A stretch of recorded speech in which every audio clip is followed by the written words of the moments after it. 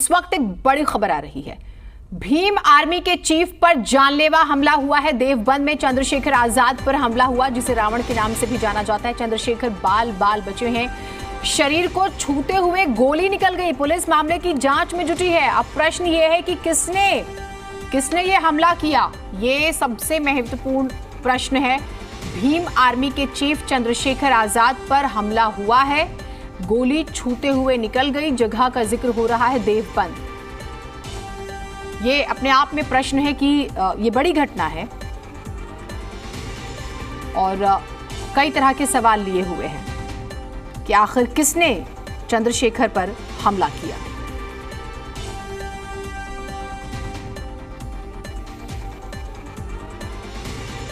तो सहारनपुर से यह खबर आ रही है। भीम आर्मी के राष्ट्रीय अध्यक्ष चंद्रशेखर रावण, जिन पर सहारनपुर के देवबंद में हमला हुआ, फायरिंग कर दी गई। फायरिंग से वो बाल बाल बचे। फिलहाल वहां अफरा तफरी का माहौल है। भारी पुलिस बल मौके पर तैनात है। अज्ञात हमलावरों ने भीम आर्मी के अध्यक्ष चंद्रशेखर आजाद पर गोली चला दी। गोली उन्हें बाल बाल छू कर निकली है। संयोग से वो सुरक्षित हैं, ये अच्छी बात है, और उन्हें देवबंद के अस्पताल में भर्ती कराया गया है। फिलहाल तो यही जानकारी आ रही है, लेकिन इतनी ज्यादा आप ये सोचिए, देखिए पॉलिटिकल राइवलरीज अलग चीजें होती हैं। चंद्रशेखर रावण की लोकप्रियता का जिक्र होता है, लेकिन इस तरह का हमला, इस तरह से जानलेवा हमला, ये अपने आप में बहुत बड़ा प्रश्न है। बलराम हमारे साथ, हमारे सहयोगी जुड़े हुए। बलराम, ये खबर हैरान करने वाली है कि इस तरह से गोली चलाई जाए किसी नेता पे। अपनी तरह का मामला है हाल फिलहाल के दिनों में। क्या डिटेल सामने आ रही है इस बारे में? देखिए, आपको बता दें कि चंद्रशेखर आज़ाद अपनी गाड़ी से किसी निजी काम में जा रहे थे और यही वजह है कि जो हमलावर थे उन्होंने देवबंद फ्लाईओवर के नीचे ही उन पर ताबड़तोड़ 4 राउंड गोलियां दागी हैं।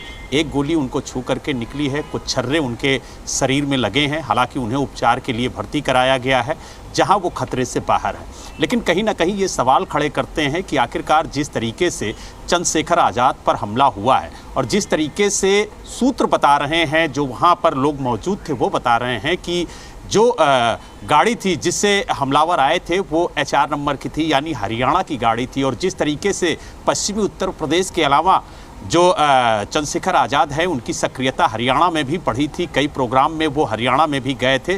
तो ऐसे में अब उत्तर प्रदेश पुलिस इस पूरे मामले की जांच कर रही है कि आखिरकार जो हमलावर है वो कहां से आए थे और जो HR नंबर की गाड़ी है वो किसकी थी, कहां से आई थी, ताकि जो हमलावर थे उनका पता लगाया जा सके और उनके खिलाफ सख्त से सख्त कार्रवाई की जाए।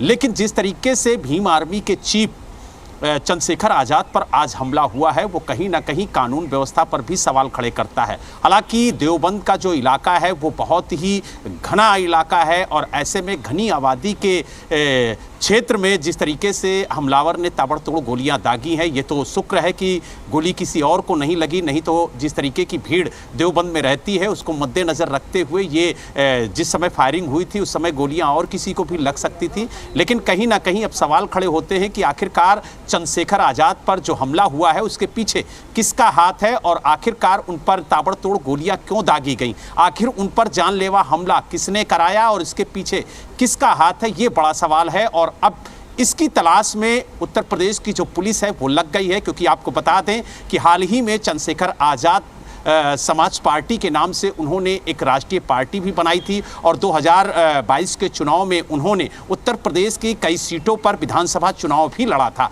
तो ऐसे में कहीं ना कहीं जो चंद्रशेखर आज़ाद की राजनीति में सक्रियता बढ़ी है, उसको लेकर के हो सकता है कि राजनीतिक दुश्मनी हो या फिर हो सकता है कि कोई निजी दुश्मनी हो। लेकिन इसके पीछे की वजह क्या है, ये जानना बेहद ज़रूरी है। और यही वजह है कि जब तक उत्तर प्रदेश पुलिस पूरे मामले की जाँच नहीं कर लेती है, जब तक उत्तर प्रदेश पुलिस किसी नतीजे पर नहीं पहुंचती है, तब तक कुछ भी कहना जल्दबाजी होगी। लेकिन अब देखने वाली बात ये होगी कि ये हमलावर कहां से निकलते हैं, कहां के ये हमलावर थे और इन हमलावरों के पीछे कौन है, ये सबसे बड़ा सवाल है। क्योंकि जिस तरीके से एक राजनीतिक व्यक्ति पर जानलेवा हमला होता है, ताबड़तोड़ गोलियां दागी जाती हैं, तो वो कई सवाल भी खड़े करते हैं। लेकिन जिस तरीके से सूत्र बता रहे हैं कि जो गाड़ी है, वाली बात है चंद्रशेखर रावण की, जब बात करते हैं जन्म भी उनके, अगर हम बात करें सहारनपुर में ही हुआ उनका, तो ये तो आप सोचिए कि आप जहां पैदा हुए हैं वहां पर ही उसी जगह आपकी जान लेने की कोशिश की जाए।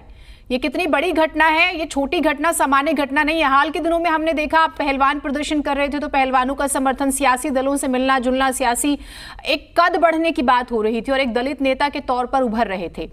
तो ये किस तरह की रंजिश मानी जा सकती है? सियासी रंजिश माने, हाल फिलहाल की जो हमने घटनाक्रम देखे हैं देश में उससे जुड़ा कोई प्रकरण माने, क्योंकि ये छोटी और सामान्य घटना नहीं है।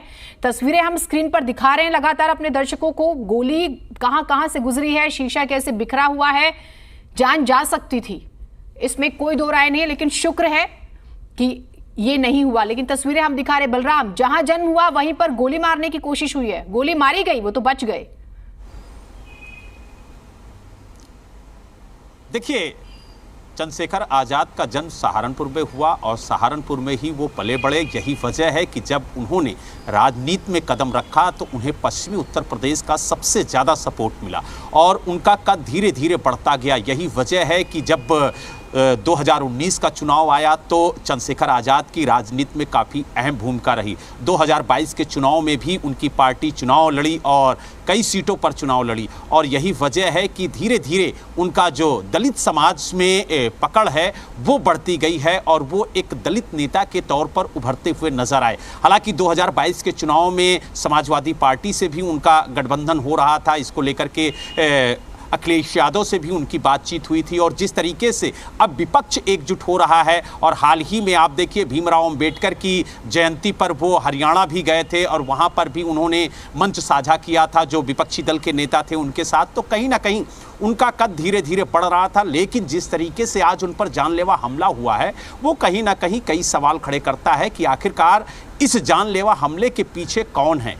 कौन नहीं चाहता है कि चंद्रशेखर आज़ाद जिंदा रहें, कौन नहीं चाहता है कि उनका राजनीति में कद बढ़े, ये एक बड़ा सवाल है। हालांकि इसके पीछे किसका हाथ है और फायरिंग करने के पीछे क्या मंशा थी, ये भी एक बड़ा प्रश्न चिन्ह खड़ा करता है। लेकिन कहीं ना कहीं जिस तरीके से उन पर ताबड़तोड़ गोलियां दागी गई हैं, ये कहना गलत नहीं होगा कि उनकी जान लेने की कोशिश की गई। हालांकि भगवान का शुक्र है कि वो बाल बाल बच गए और गोली उनको छू कर निकल गई। फिलहाल उन्हें अस्पताल में भर्ती कराया गया है और उनकी हालत जो है वो खतरे से बाहर है, ये डॉक्टरों का कहना है। लेकिन सवाल इस बात का है और अब उत्तर प्रदेश पुलिस के लिए भी एक बड़ा चैलेंज है कि उत्तर प्रदेश पुलिस कितनी जल्दी उन हमलावरों को गिरफ्तार करती है और उनका पता लगाती है कि आखिरकार जिन्होंने हमला किया है वो लोग कौन हैं और इसके पीछे का जो पूरा षड्यंत्र है वो कौन रचने वाला है। तो कहीं ना कहीं अब उत्तर प्रदेश पुलिस के लिए एक बड़ा चैलेंज है और देखने वाली बात ये होगी कि उत्तर प्रदेश पुलिस किस तरह से इस चैलेंज को